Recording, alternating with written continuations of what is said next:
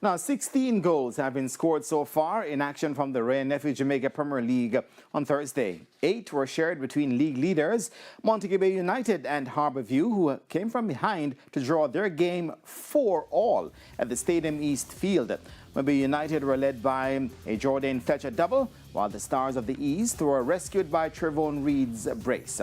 At Drax Hall, this at the Drax Hall Sports Complex, Caribbean Cup champions Mount Pleasant FA returned to winning ways, slamming 5 past Tivoli Gardens. Daniel Green and Warner Brown were on the score sheet twice. Green's goals came in the 11th and 55th minutes, while Brown scored in minutes 27 and 74. Meanwhile, in the first game of a doubleheader at the Jewsland Stadium, defending champions Cavalier lost 1-0 to relegation-threatened Malines United. Marlon Pennicook scoring the lone goal of the contest in minute 50. And in the late kickoff, Portmore United were leading Waterhouse 1-0.